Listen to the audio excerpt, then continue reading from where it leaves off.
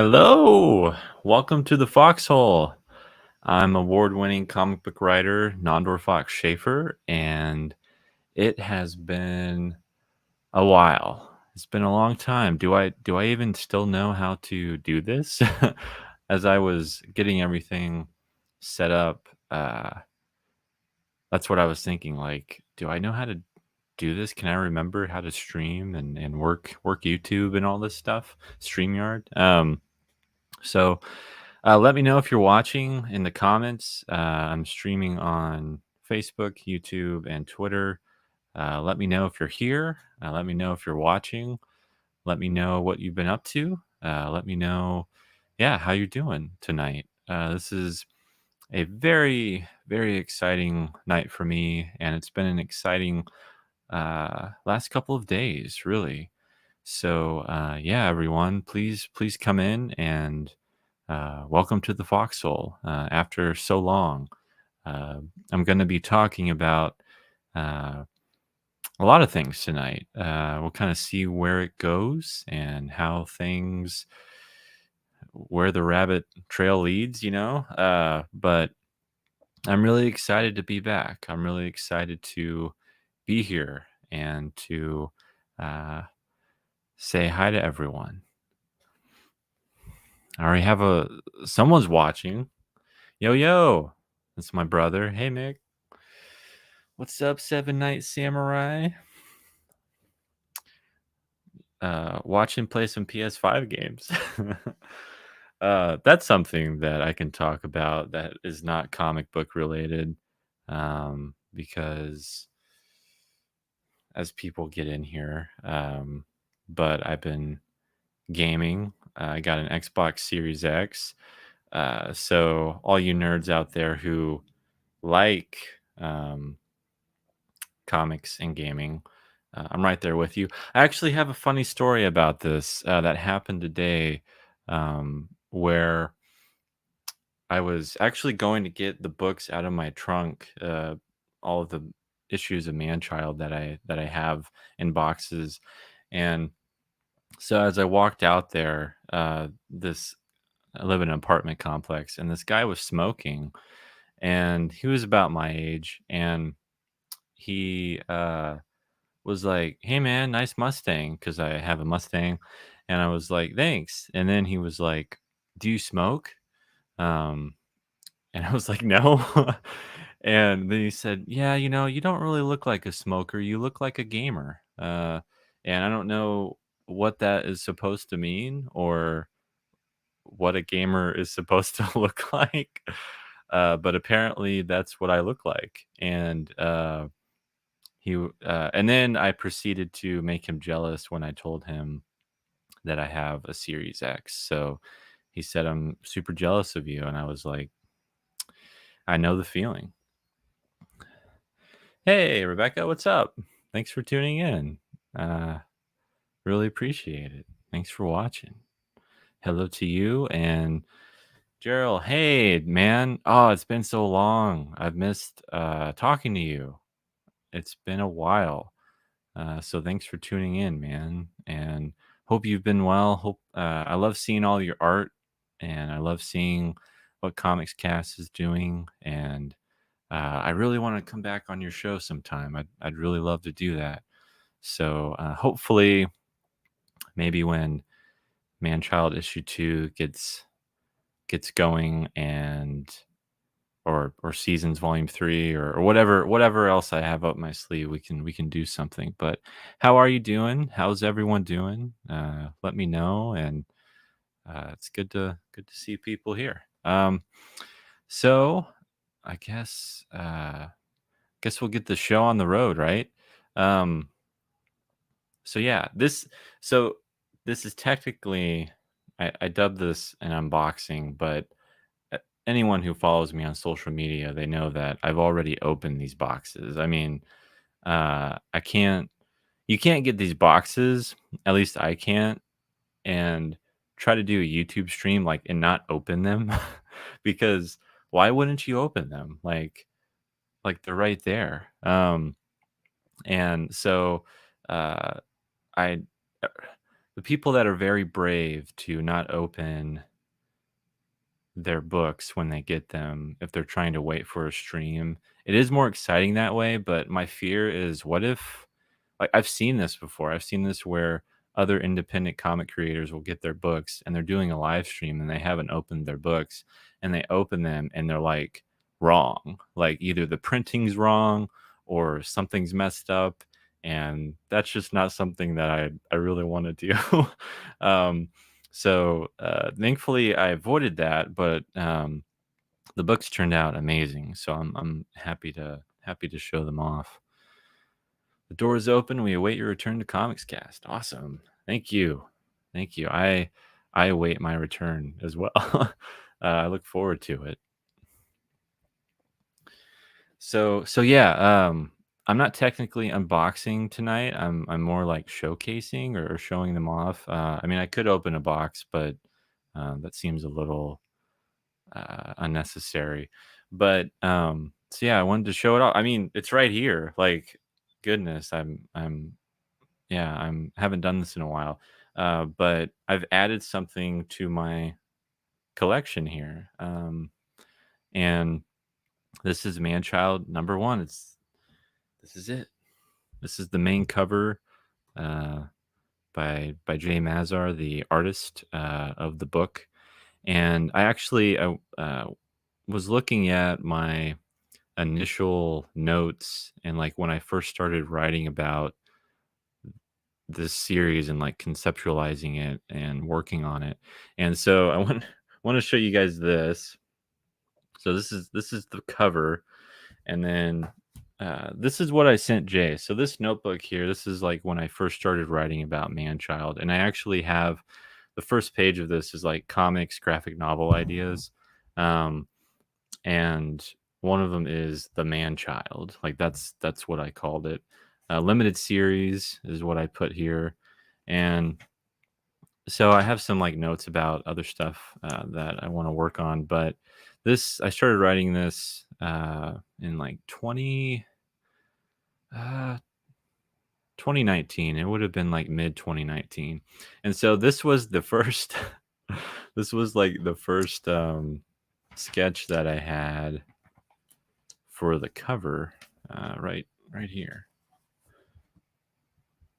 So you can see this is what I sent Jay when I wanted to have him on a rooftop, like eating from like a bowl of cereal with a cereal box and like pigeons or whatever.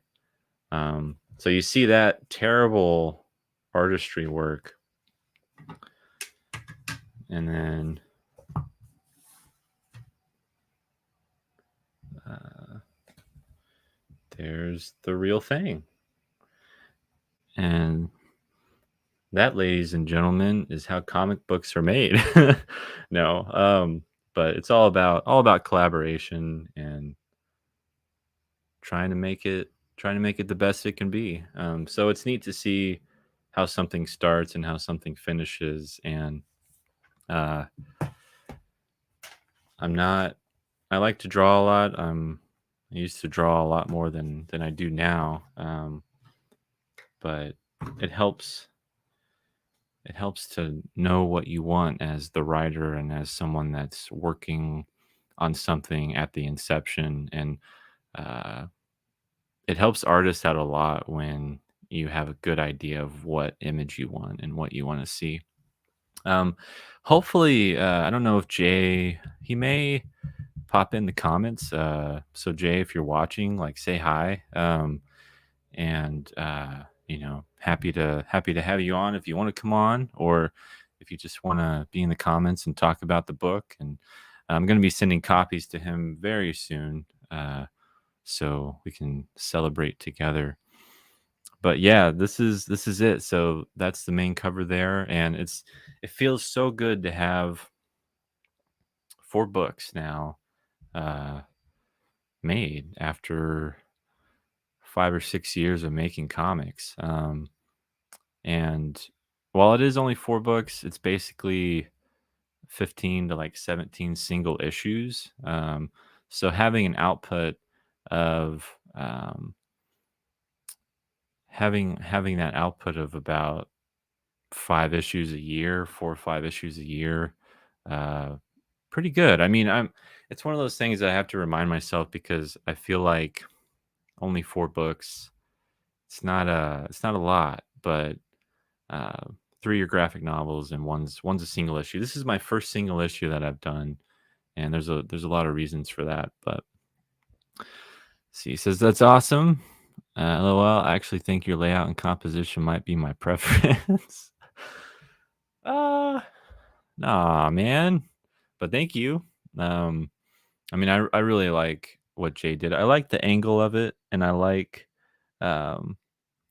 like how he has the POW on the cereal box. And I remember we weren't debating, that's the wrong word. We were, having a conversation about what type of food Rufus would be eating on the rooftop. And I remember we were thinking like a sandwich or pizza or like a stack of pizza boxes, or like a bowl of cereal. And I always originally wanted a bowl of cereal because I feel like that's the most childish type of thing you could probably eat. And there's just something about a cereal box and him holding a bowl that really thought was humorous to me and was really funny. So yeah, that is the main cover, and I'm going to show off. I'm going to show off the interiors, but I want to talk about these other covers here. So first off, this is the Wellbe variant cover. So Kickstarter backers who backed this will be getting this variant cover. I printed 70 copies of each variant, and altogether about 800 books.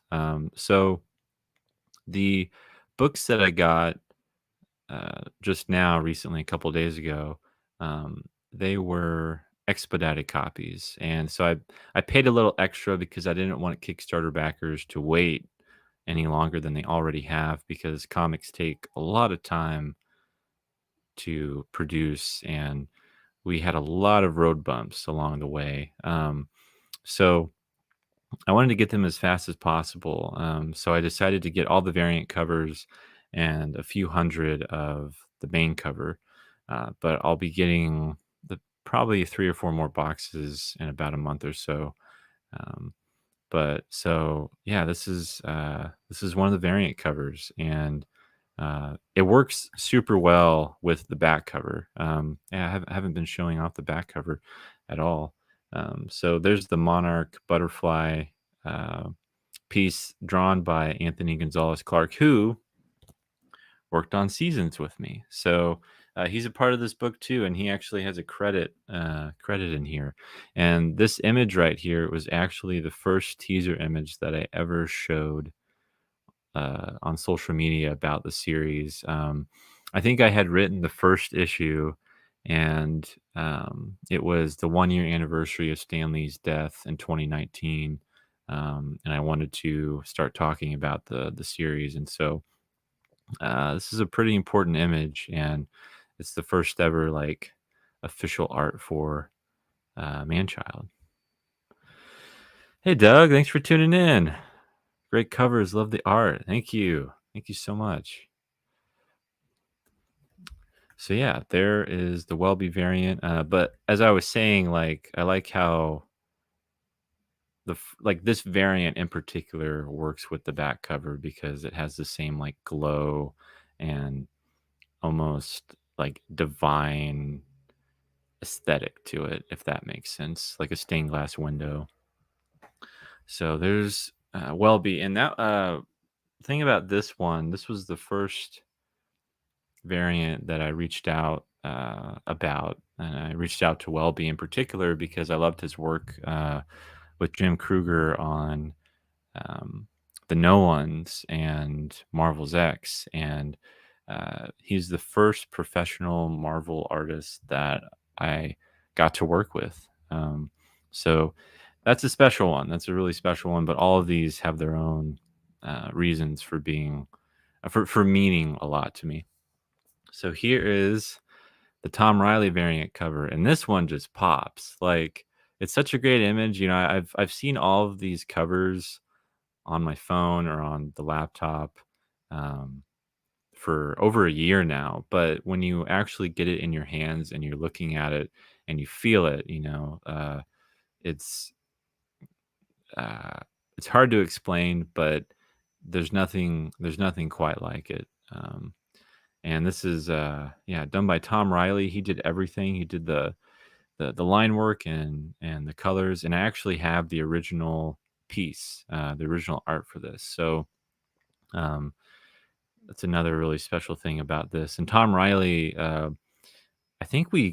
was talking to Jay about this the other day. I think we caught him at the right time because he's really a rising star. He just got done doing the Thing miniseries with Walter Mosley for Marvel, and he's going to be working on a new Ant-Man limited series um, for Marvel. That's uh, I think it's Jerry Duggan.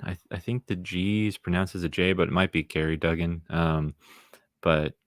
So I'm really excited for that. He's an amazing artist, and um, show that off a little more. So yeah, I really love that cover. And then this is by Nick Pitara. So there's 4 variant covers. This is the third one. Um, so yeah, Nick Pitara, he is one of my favorite artists, and I actually want to plug. He's crowdfunding Axe Wielder John, his new book right now on Zoop. Zoop is a new comics crowdfunding platform, and he just launched it. I think yesterday or the day before, and he already has raised $60,000 in 48 hours. He's an amazing artist. He worked with Hickman on the Manhattan Projects and Jonathan Hickman and for Image Comics and Doom Patrol with Gerard Way, and just an amazing artist and one of the funnest comic book creators that I've listened to and have had the pleasure to talk to. He's really fun to talk to. So yeah, there's that one.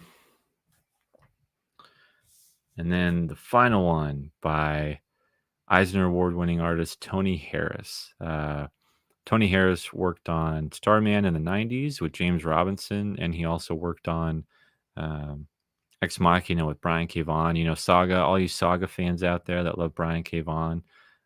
Tony Harris worked with him on Ex Machina, I believe in the late 90s or early 2000s with DC and Vertigo.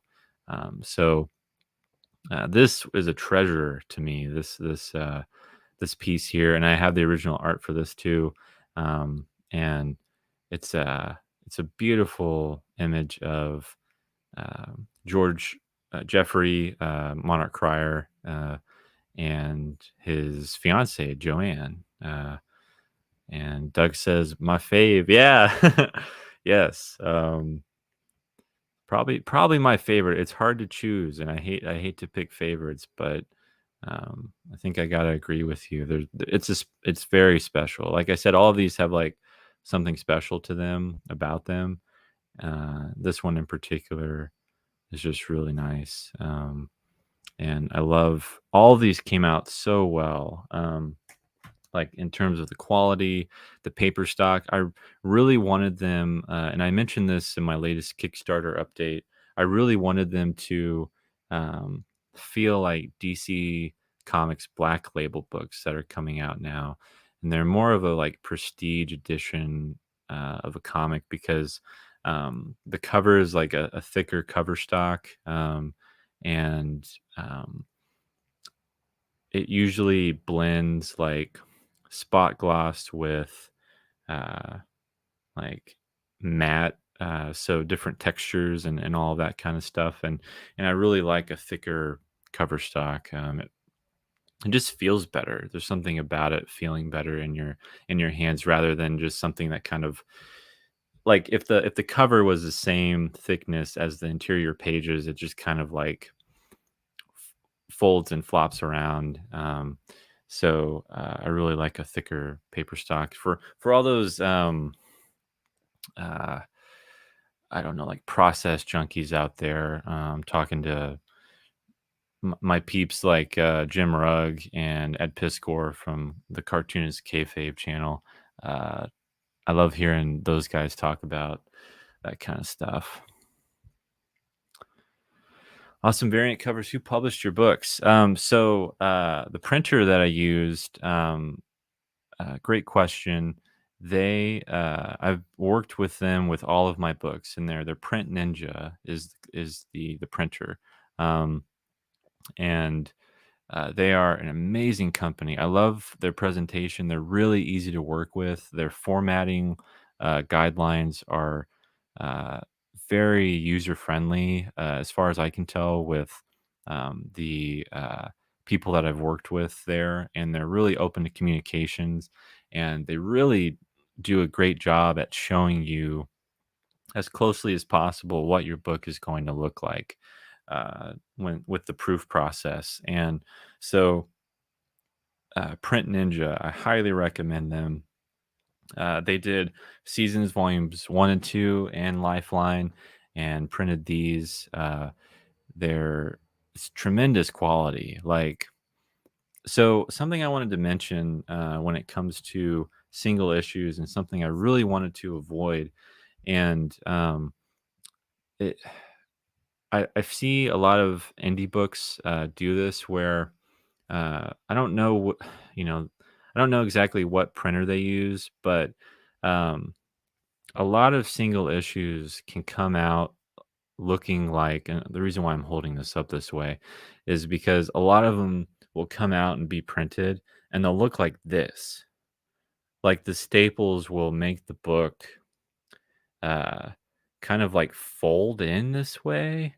And I really don't like it. Like it feels like someone it reminds me of someone, like, printing books in their backyard, and, like, it comes out looking like this, where the book just it doesn't lay flat, and I really like it when single issues is, like, lay flat, and it doesn't, like, crease that way or fold that way to where it feels like the staples are getting in the way of the binding, so I, I have a writer friend who works on Beastlands. I guess more of an acquaintance, but that series, Beastlands, was printed through Print Ninja, and I had those single issues, and I love the quality of them.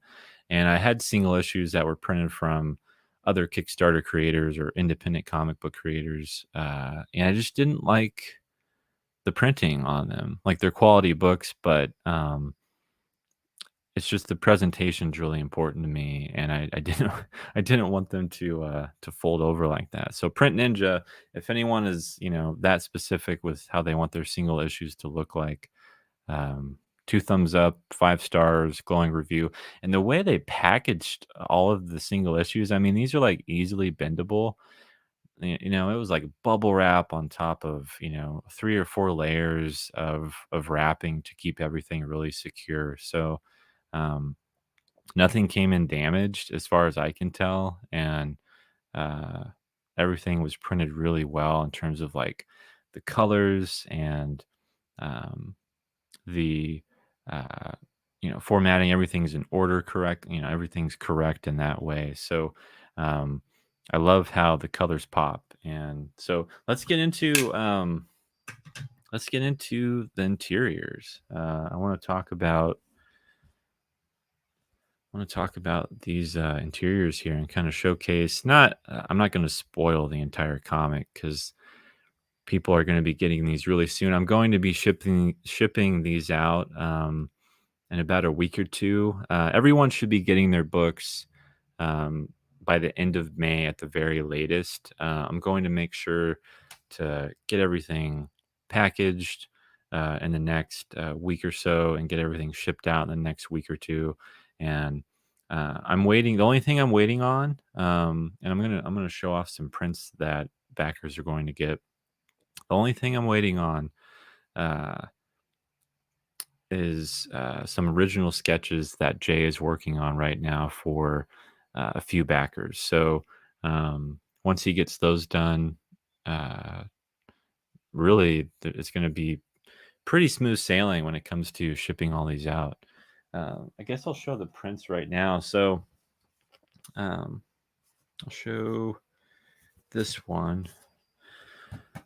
So every Kickstarter backer who backed the book is going to be getting this print. This was fan art done by Daniel Buck, I believe, and uh, he did this, and we hit a certain, I think a certain amount of backers, and when we hit that number, I think it was 150.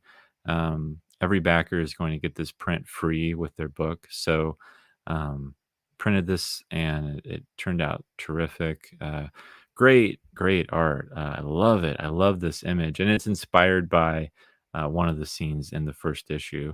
So this turned out just like super good, and um, I would love to, whenever I collect all of the issues together, I want to do like a fan art spotlight and show all these off in the printed comic would be terrific. But yeah, so this is like a cool little exclusive thing that backers can get, and um, that's the neat thing about when you pledge and do that kind of stuff with crowdfunding campaigns. um, so yeah, every backer's getting that one. um, This is a special print for backers who pledged in the first 24 hours. Um, and so it's a little commemorative, um, like memorial type uh, image here for Stanley dedication. And so, yeah, so people are going to be getting that. It's the same image that's on the back cover, but has Stanley 1922 to 2018. So it's a neat little extra print there. And then backers who pledge for this art print are getting this. And this is a promotional image that Jay did, Jay Mazar did, the artist of the book. And yeah, it's a super cool image. You get to see Professor Pilgrim right over here, and then the Monarch Crier swooping in to save Joanne. And then you see Rufus and his friends down here outside the comic book store. Um, yeah, this is a really cool print, and a lot of backers are going to be getting all of these. But if I have some left over and anyone wants some of these, just let me know and we can work something out. All right, so here we go. I want to just show the comic off a little bit, and maybe talk about the process of some of these pages and just kind of feature it. So this is my latest release, Manchild #1, and just got these a couple days ago. If you're just tuning in, thank you everyone for tuning in and for your patience and for being here tonight. So I really want to talk about this page right here. This is the credits, and I love how this was laid out. DC Hopkins, the letterer, he worked on this, and so up here it says Manchild #1, creator and writer Nandor Fox Shaffer, artist main cover Jay Mazar, uh, letters and design DC Hopkins, and then here it shows Anthony Gonzalez Clark is the back cover artist, and then all the different variant covers. So Tony Harris, Nick Pitara, and Mike Garland, who Mike Garland did the colors for Nick Pitara's piece, and then Tom Riley and Welby. And then down here, there is dedicated to Stan Lee. And really choosing this image, this is a panel in the comic itself. Um, it just works so well. This is one of my favorite panels in the book, and I thought it'd be such a cool kind of little introductory image for when you first open the book. And then down here is all my copyright info, which just means, you can't steal this. This is mine. um, so yeah, here's page one. So look at the colors there. It turned out just terrific. And while I'm on page one, wanted to show off. This was something I got in the mail as well. The original art. Jay sent me this. So here is the original artwork. So this is pencil to paper, ink to paper, and this is page one of the first issue. And let me see, I'll put these up together here. If I can do this. But yeah, it's kind of cool to see them side by side. And Jay does everything, which is really cool. Like he does the pencils, the inks, and the colors. So it's really neat to see just his pencils and inks right here, and then in the finished comic, you see his colors. But um, yeah, I love this. I'm going to frame this and hang this up on my wall. Take it to author signings and events that I do, which I need to mention. Um, on Free Comic Book Day coming up. So, not this Saturday, but next Saturday, I'm going to be doing a signing at Distant Planet Comics and Collectibles in Columbia, Missouri, for Free Comic Book Day. And I'm going to be debuting Manchild for sale there. So, anyone who might be in the area or wants to come out, it's going to be, I think, 11 to 5. It's going to be like an all day event. And you can pick up free comics and you can pick up Manchild and any of my other books. So I'm really, really excited to do that, and I thank Distant Planet and Brandy for having me. So yeah, there's page one. Just so this is like exclusive stuff that I'm going to kind of tease for everyone kind of viewing. So thanks for tuning in. I'll make it worth your while rather than just showing off pages that you could look at yourself. But just notice we don't in this issue we don't necessarily say where this place is, but there is a city in the background right there. And what's that city? I'm not going to say, but just something to think about. So, uh, a lot of how I write and a lot of what I do is very calculated and foreshadowing and things to come. So, there's a lot of things in this book that, as you read it, it might be a fast read, but there's a lot of things in here that you really got to pay attention to. Sorry for all the glares. It's just the lighting that I'm working with right now. Um, the pages themselves are matte; they're not gloss, too. So, I actually asked Jay about that, like how he wanted, what he would prefer his art to look like. What material of paper, and he said matte, and I was like, yeah, I agree. So I'm glad we went with that rather than gloss. All my other books are like gloss pages. So yeah, this is Rufus at work at his day job, and when he gets the news that Stu Leeds or Stanley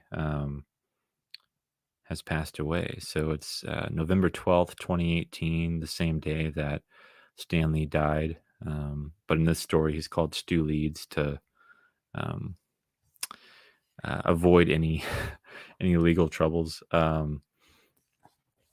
So yeah, this came out perfect. This splash page is one of my favorite pages there when he drops the phone.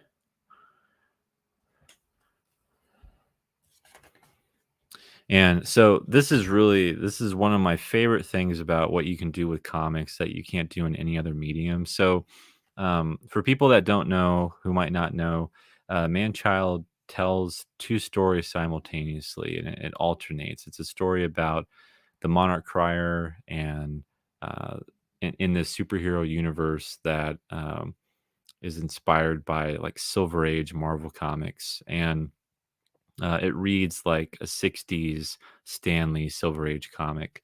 And then when you get to Rufus in the present day, or the real world, um, it reads like a modern day comic. And so a lot of what the story is doing when you're reading it is you're getting um, two different flavors of comic books and two different flavors of uh, uh, comic book preferences, and kind of playing on the innocent, imaginative feeling that you get when you read comics of the Silver Age and the Golden Age, even too, before really the current era of comics started kicking in around the '80s. And um, so you're reading like the story here about Rufus, and then you turn the page, really important page turns. Turn the page, and uh, it's a vertical spread.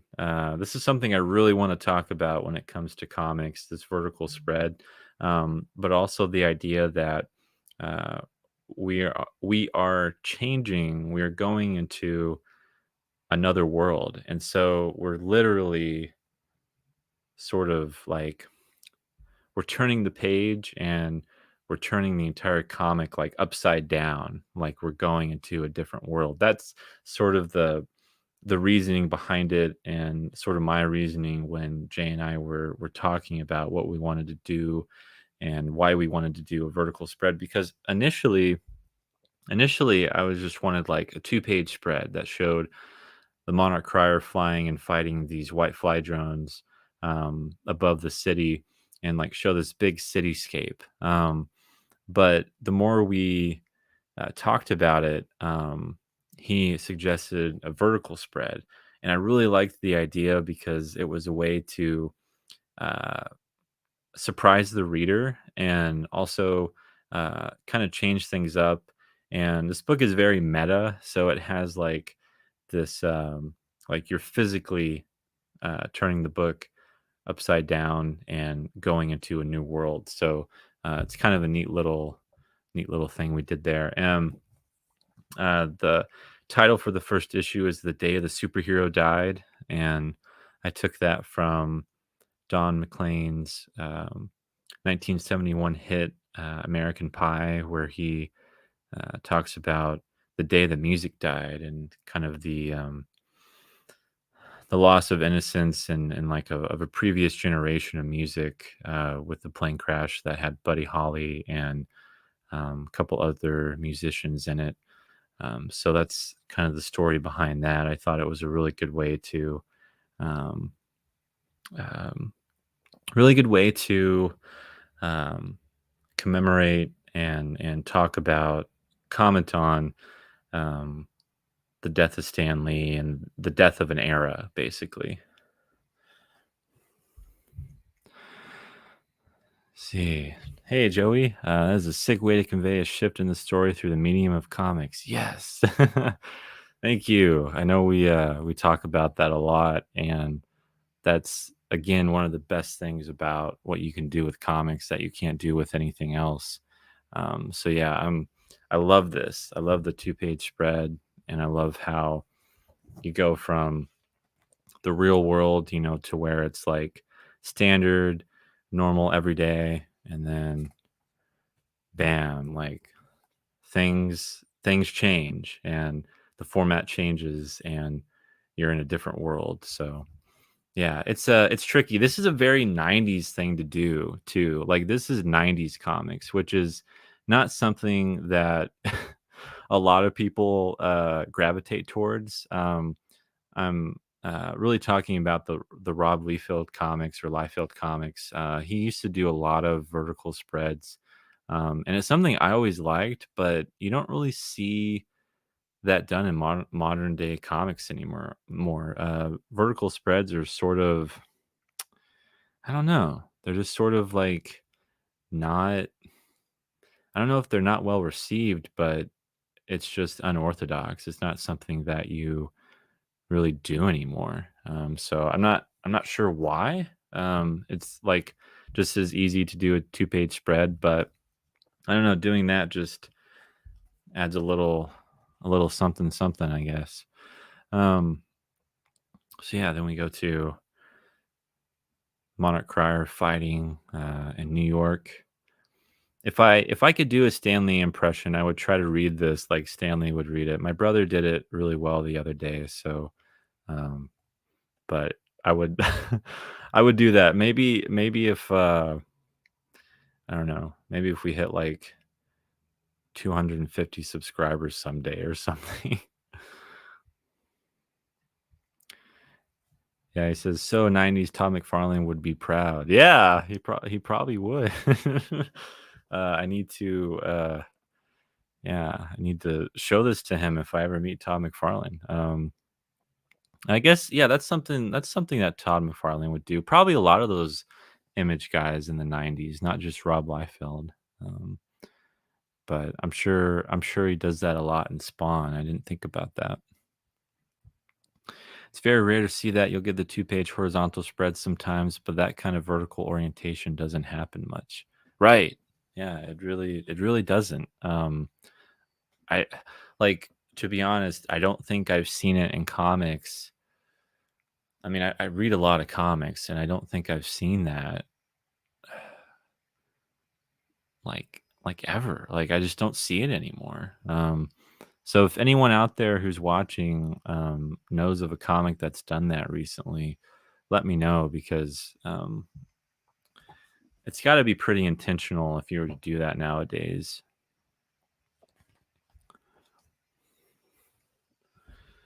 There's some more action there with the Monarch Crier and him fighting off the drones. There's one of my favorite panels here with him crashing through the window, and then he disappears. And where does he go? To have to find out. And so another thing, page turn. So I'm kind of giving away my secrets here. But it's really just kind of cool to comment on. Again, when you're writing comics, page turns are so important. And you turn the page, and um, we're back to the real world, and the first thing you see is Rufus. So it's sort of like I would scream it, but I'm not going to. But uh, or yell it. It's sort of like he's getting knocked out of this daydream, or like you had this moment where he's in complete shock, and you check out, and then you turn the page, and oh, we're back. So we check back in here, um, and so it's like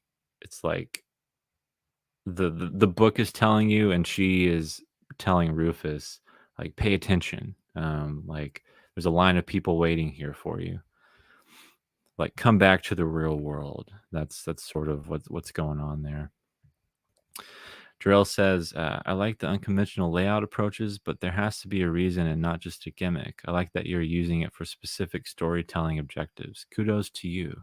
Thanks, man. Yeah. I try to everything I do, there really is a reason for, and maybe sometimes it's not always the right thing to do, or the conventional thing to do. Um, but that's the beauty of indie comics. You can sort of do whatever you want, and um, as long as it was your decision, you can kind of stand by it and roll with it and be like, this is my choice. And maybe it won't go over well with the purists out there, but maybe it'll make people go, like he's taking some risks. And yeah, I remember being wary of doing that. Like when Jay talked about the vertical spread, I was like, but no one does that in comics anymore. Like, will people open that up and be like, like, like, oh, I don't want to do that. So uh, I'm really happy though we chose to do it, and that really goes to Jay for like convincing me, because it's one of those technical battles that you have in your mind creatively that you're like, like, I don't know. I don't know if this is the right thing to do, but hey, what the heck? Let's do it. Oh, so this is really cool. I don't know if Anthony is tuning in or if he'll tune in later, but that is him. So Anthony is actually in the comic, and when I say Anthony, Anthony Gonzalez Clark, the guy, the artist of Seasons, and who worked on this image here. So he's physically, say physically, he's in the book as Anthony himself, and his name tag, if I can get it up there, uh, says Anthony. So, yeah, Anthony is in the man-child universe, and he's talking to Rufus, and so yeah, he's in a couple pages here. He's a coworker, and it's a very again, he Anthony pledged for this, but it works so well because it's sort of meta again. Like it works for this type of story, and having like someone who works in comics, like in a comic that you know who I know. And there's another moment of that I'm going to be kind of sharing during this live stream, and it's on this next page here. So we're at the comic book store, Rufus and his friends, and let's see, right down here. What do you see there, guys? Tell me which books are those?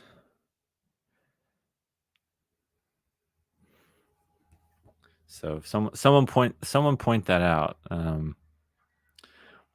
What's with the colored bubbles in the backdrop of the panel on the right page? Meant to add an emotional intensity to the conversation? Yeah, yeah. Thanks for asking about that. Um, so this particular panel here, this is what Joey's talking about. So Pam, the manager, is like she doesn't know who Stu Leeds is. She doesn't know who this comic book creator is. Someone that everyone would know about. And Rufus is like offended. Of course he would be offended because he's this huge comic book nerd. And so he's basically explaining to her like who Stu Leeds is, and the importance of like everything that he's created. And this is actually, I'm glad you asked about this, because this was something that again was sort of a risk, because it's sort of jarring when you look at it. But Jay and I had a conversation about how we can um, like make the background not just like one color or white or gray or whatever, and we wanted to do something so that it's complementing the dialogue. And so all the colors in the lettering bubbles is sort of adding color to um, what Rufus is explaining. So he's talking about different characters, and he's talking about um, like him being the godfather of comics. Stu leads this character, and like you don't know like all of these comics and all of these characters, and so all of those lettering bubbles that are behind that are all those different colors accent the characters in the comics that he's talking about. So hopefully that makes sense. But that was something that uh, again is sort of something that you take a risk on, and you're like, we'll try this, and I like it. I like it a lot. I think um, it adds some. Again, it's like an accent, and is complementary to um, the words Rufus is using, and the characters he's mentioning. So yeah, back on at the comic shop with Rufus and his friends and the comic book store owner. They're giving little cheers to uh, Stu Leeds, and uh, kind of doing it out of respect. And it's really cool. They uh, as a toast, and they sell and they say Excelsior. So that's something that's Stan Lee's coin term there. Um, so yeah, they're all huddled around, and again, down here, no one said anything, so I'm gonna say it. But that's Lifeline and Seasons Volume 2, uh, right down there. Trying to show this here. Okay. So yeah, my books are in my book, if that makes sense. And that was something, just so everyone knows, I did not choose to do that. Jay wanted to do it. He thought it would be a cool little nod, and I was like, all right. I'm not trying to promote myself in my own book. But again, it just adds to it, and is a neat little fun thing, just like having Anthony in the book, having uh, having like my own books and my book in a comic book store. It makes sense.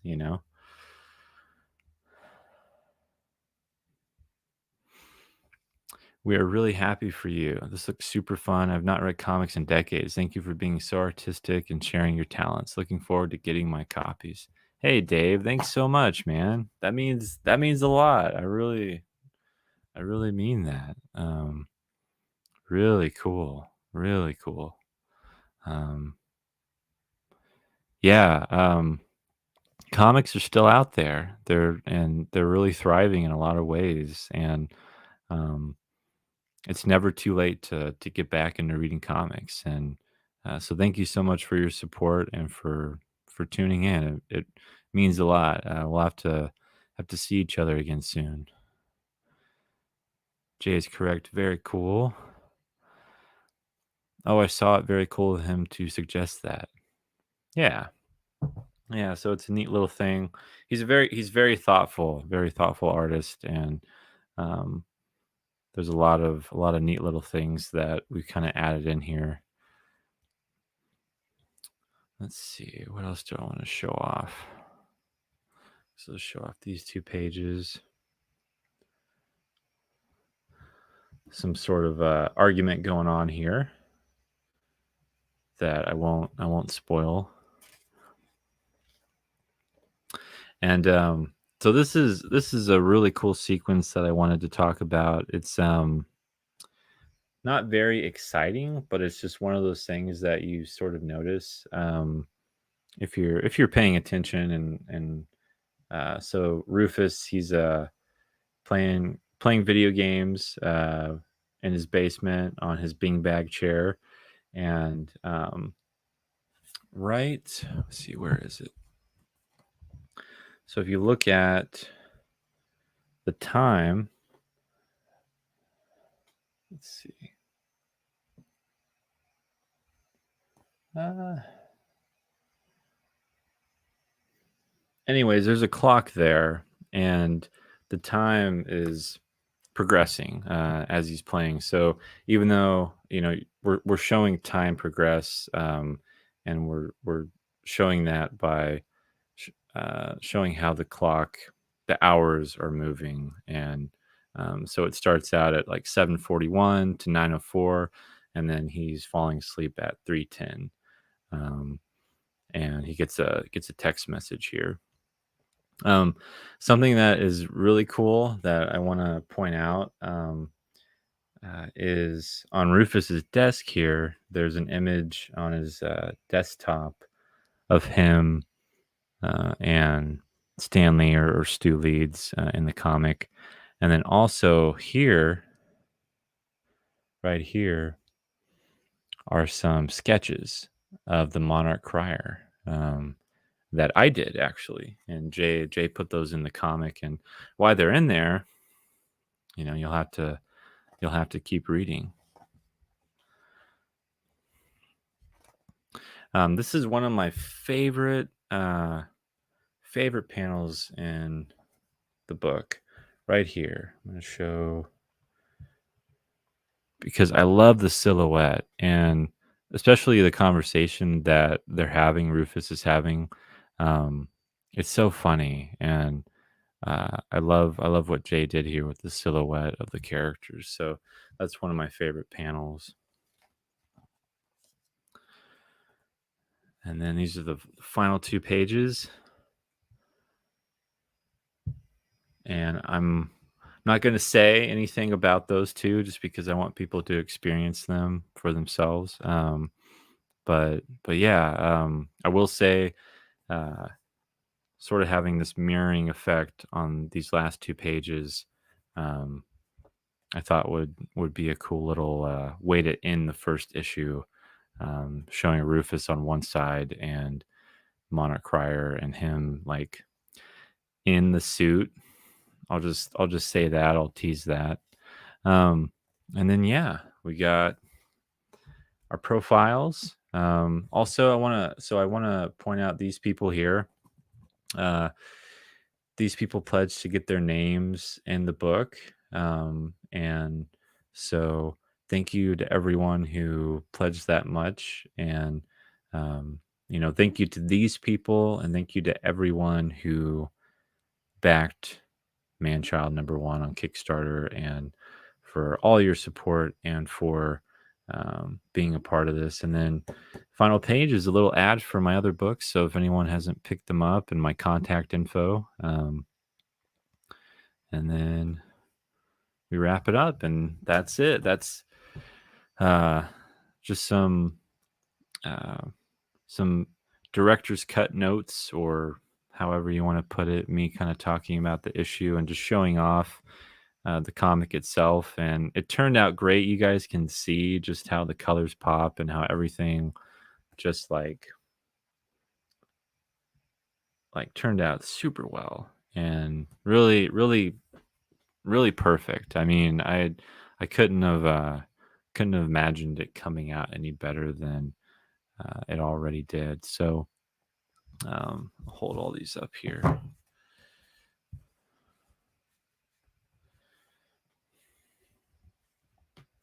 So yeah, really excited. I don't think I'll do as many variant covers for the next issues. I really wanted to kind of go all out for the first issue, but they seem to be pretty popular with backers. So I'll have to see how many I want to do for the next issue and further on from there. Um, but I gotta say, it is a really surreal experience when you've worked on something for so long and you remember having this idea 3 or 4 years ago, and then the books show up on your doorstep, and you're holding it in your hands, like this. um this just notes, writing, and like little sketches and images, like all in a notebook, like that becomes this. And um it's crazy. It really is crazy. And like I said, it's very surreal, and it um makes you go, wow, is this real? is this really uh is this really happening? So almost like an out of body experience. I I never take this for granted when it comes to um all the support and all of the time and energy and patience and perseverance it takes to make comics. I really want to stress that it's very, very difficult to make comics. And I wanted to talk about real quick, sort of why it took so long for the first issue to come out. And, you know, um, it's the team here is me, and then Jay, and DC Hopkins, the letterer, and all of us throughout the entire production of this first issue went through a lot in different stages. And um, it slowed me down, it slowed Jay down, it slowed DC down. all like different things in our personal lives that kept things from moving forward and um, getting things finished and getting it to where it was done. And um, a lot of work and a lot of time goes into something like a comic book. And, I say like a comic book, but like, this is this is years of work. Like when you're counting in all of the hours and just all of the time that all three of us put in to make this. And um, there's a lot of hope that this brings, a lot of inspiration that this brings to other creators out there. And I love helping people find their passion in what they want to do. And if they want to make comics, this is 24 pages. And I know it's only 24 pages, but 24 pages of a lot of time, a lot of effort, a lot of struggle, and a lot of uh,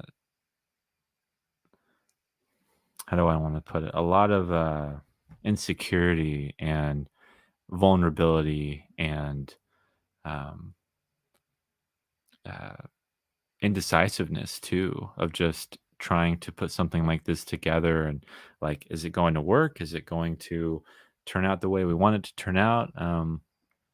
Uh, it's a single issue comic, but when you count in the printing amount, the art amount, uh, lettering, production, all that stuff, I mean, this is like $8,000 of work. And I know that's over a long period of time, but um, that's how much that is. Uh, it's not easy. It's not easy making a comic. And um, just that, even though I've made graphic novels, like whole graphic novels that are over 100 pages, which is even crazier when I think about how much money and time that is. Um, just doing something like this, it really made me think about that more.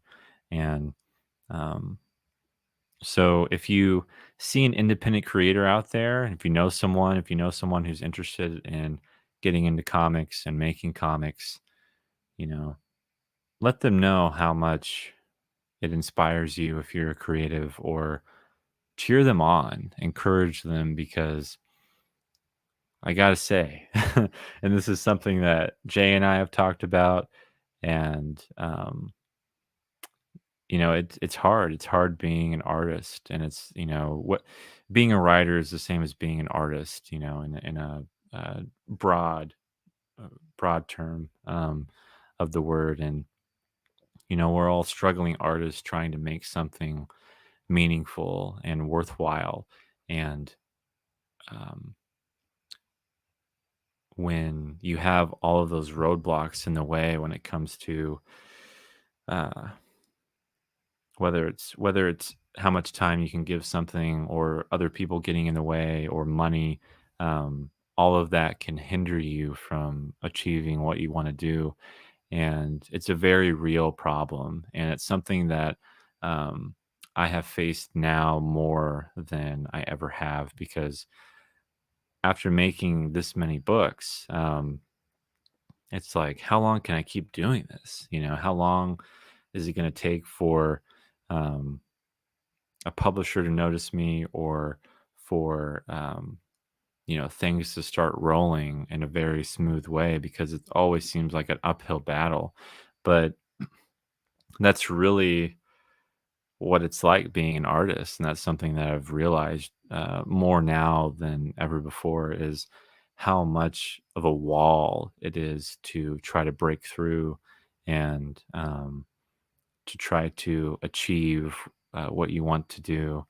And so um, all these books here are like a testament of years of work, and trying to stand out amongst amazing people. There's so many great independent creators out there, and I'm just happy to be a part of this. And um, in terms of kind of where the channel's going, I wanted to mention that first, thank you everyone for watching, for tuning in. Like this is so cool. Like I love the engagement, and I love people just saying hi and stopping by. It makes me feel like this is worth doing, and so it means a lot to me.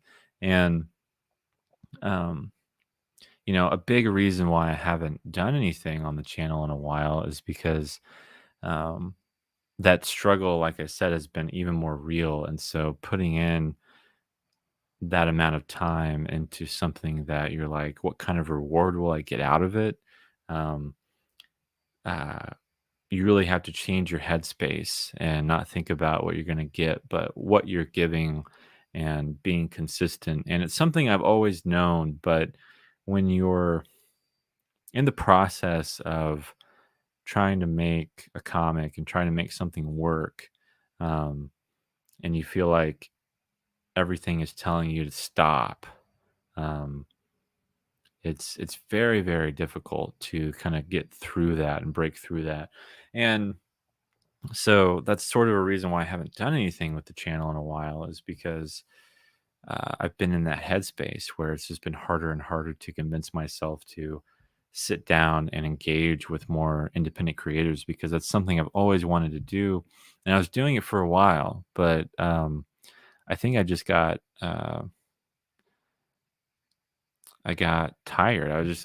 I kind of burn out, I guess. And that happens. That happens when you're creating. And Um, I am also writing a new story right now, and I started writing it right after I finished writing all of Manchild, the entire series.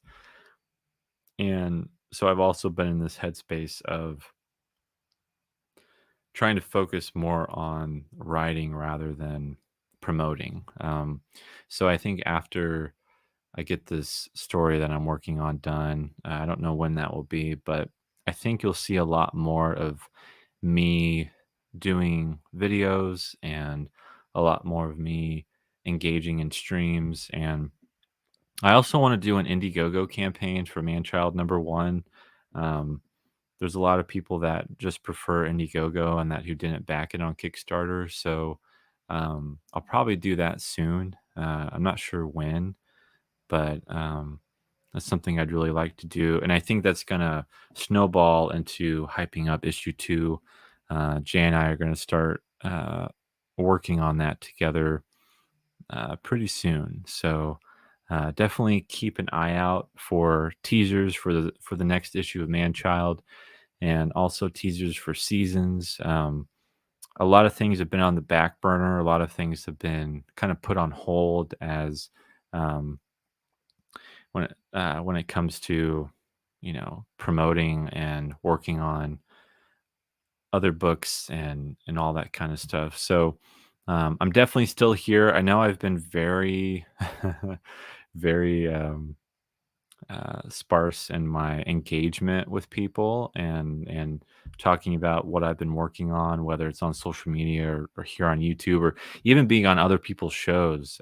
It's been a very long time since I've really talked to other creators and have worked with them, and so I'm hoping to get back to that soon.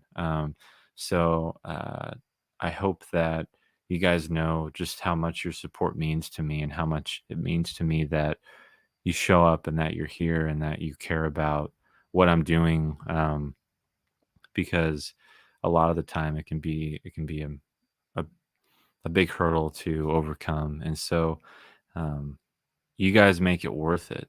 You guys really make it worth it to keep doing this. And um, I had 163 people back Manchild #1 on Kickstarter, and that's the biggest amount of support that I've gotten in terms of numbers of people that have backed a book that I've made. So I'm hoping just to keep that rising and to hopefully bring people back with issue 2 and other work that I'm hoping to.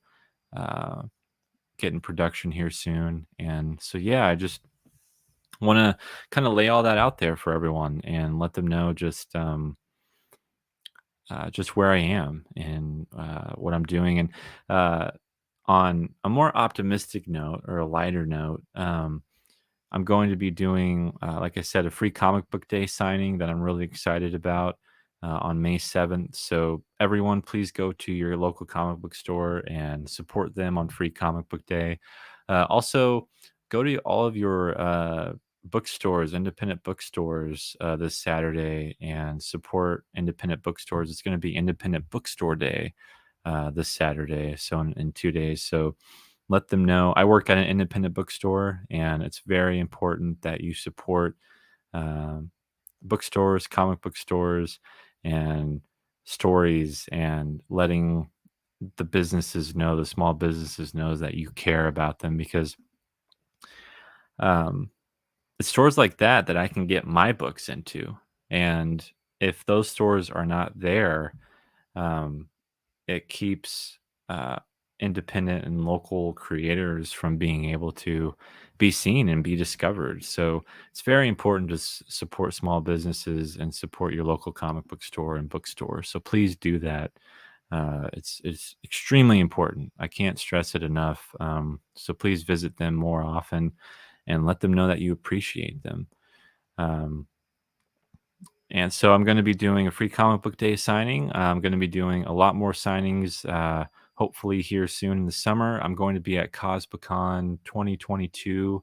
So that'll be my annual convention I go to, a local convention, and I'm really excited to do that. So that's going to be a lot of fun. That's going to be uh, like June 16th through the 19th.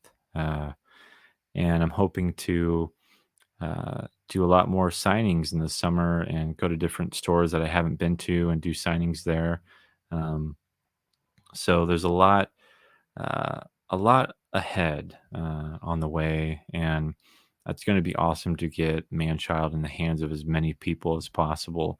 So I'm excited to share it with everyone in my area and to get issue 2 rolling along and get the series out as soon as possible. Um, and yeah, I think that's it. I think that's all I really wanted to kind of get across tonight. If anyone's here who's reading comics, what are you reading? Real quick, I wanted to feature. I just started reading Reckless by Ed Brubaker and Sean Phillips. This is actually a graphic novel series that Ed Brubaker started doing. He's the guy who created Winter Soldier and with Steve Epting in the Captain America run, like my favorite Captain America run ever. And this is a um, like a pulp like hero type of like thriller mystery, crime noir type stuff. That's what Brubaker really like excels at and what he kind of focuses on. So I started reading this today, and I think I'm like 20 pages in, and it is just like, gosh, it's so good. And there's already 4 books out right now of the series, so it's called Reckless.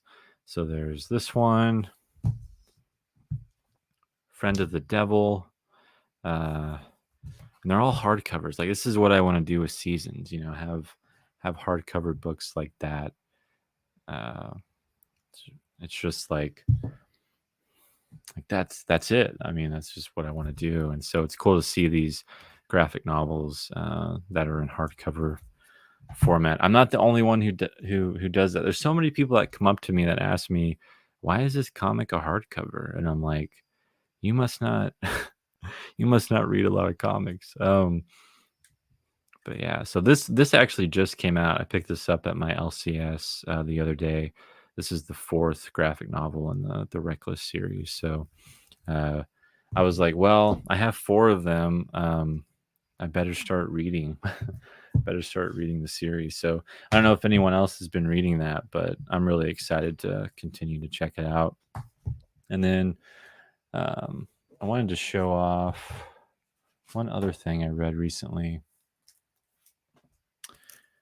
This is The Rogues. I was talking to my friend Joey about this last night. I don't know if you're still watching Joey, but this is a new Black Label book that features the Flash's Rogues Gallery, and it's like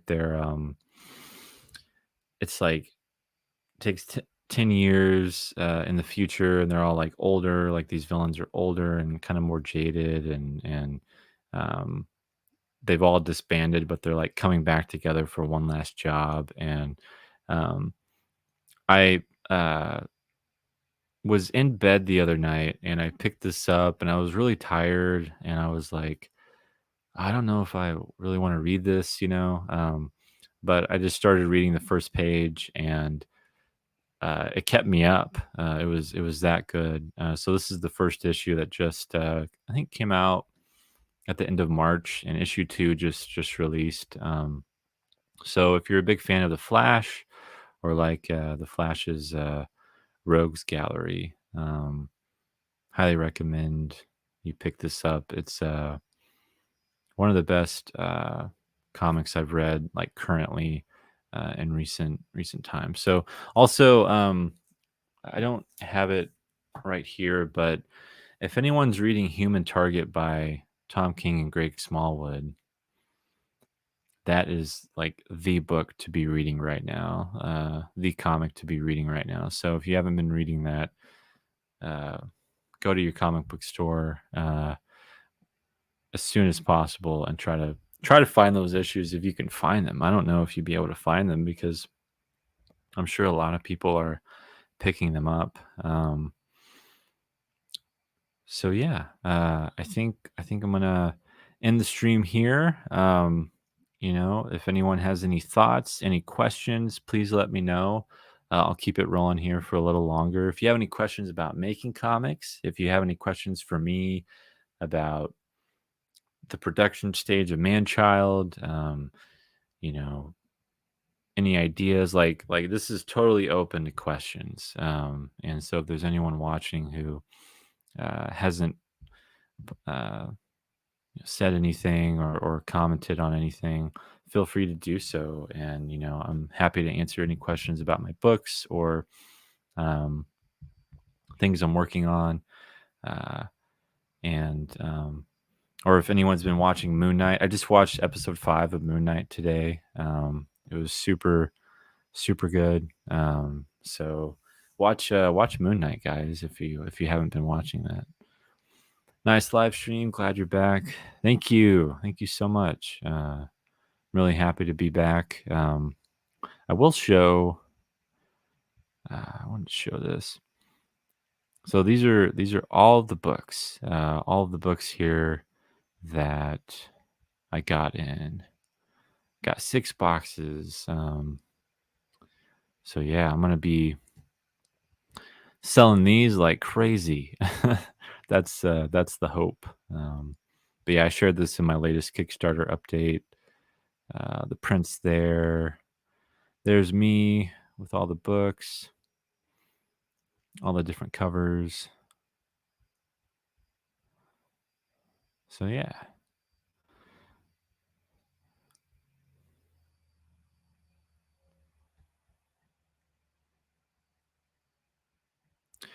Glad I could catch the live stream. Yeah, thank you guys. Thank you for tuning in. Means a lot. Yeah, thank you everyone for tuning in, for being a part of this. Really happy to open up the foxhole again for everyone. Uh, I did I guess more on comics, just in case anyone else has any comments or questions. Um, I had sold a lot of my comics like about a month or so ago. Just a lot of stuff that um, I didn't want anymore, and that had kind of accumulated over time. I still have like, how many do I have for you? 12, 16, like 18 boxes of comics. And if I turned the camera around, you would see them all. But I sold those to my comic book store here, and there was actually a book in there that was worth $500. Um, and I didn't do my research, and it was crazy, to know that. It was crazy to know that I had a book just sitting in my comics that was worth $500. And I didn't know this. The owner of the local comic book store told me, and which he didn't have to. So I want to make another shout out to Lane Walters for telling me about this, because if it wasn't for him, I would have never known that the book was that much. And it's an obscure character called Blue Marvel, like Legend of the Blue Marvel. Um, and so think and so I did a plan with him, like a consignment plan, and we actually sold the issues to someone the other day. So it's actually a really cool story, and it's awesome. It's awesome to know. I want everyone to know who has comics, like, you're gonna have some valuable things, maybe something you don't know if it's valuable or not, but at some point, it probably will be. Like, you know, the new Thor movie's coming out, and Jane Foster is gonna be Thor, Natalie Portman, um, and, like, Gore the God Butcher. I think, Joey, I think you got Thor: God of Thunder, that series. Those comics are gonna be expensive. They're going up and up in price. I think a lot of those, the first run are, like, worth $100 to $200. So, um, you know, if you have comics laying around, sitting around, don't be, don't be scared to check the prices before you sell them, because, man, it's worth it. Doug says, "Thanks so much. Very interesting. I have questions which I'll answer tomorrow." All right, Doug. Yeah. Yeah. I'll answer them tomorrow. I'll see you tomorrow there. And all right, guys. Thank you so much. I think I'll close it out. So thanks for tuning in. And I love showing Manchild off to everyone. Hope everyone has a terrific rest of their night. And please subscribe to Foxhole Comics on YouTube if you haven't. And you'll get all of my updates. Please like this video, like this live stream, engage with it as much as possible. More people will see it. Share it out. Let people know about my books. If you want my books, if you're interested, uh, please email me at nandorfox@gmail.com. So that's my first name and middle name at gmail.com. And you can let me know what books you would like, and we can go from there. I would love to have a store, an online store soon, all that kind of stuff, but alas, it's not the case. But yeah, so if anyone is interested in my books and wants them, please get in contact with me through social media or my email, and I will get you my books. So thank you, everyone, and I'll uh, I'll see everyone later. As soon as possible, I'll be making more videos and hopefully be engaging with other independent creators and fans soon. Peace.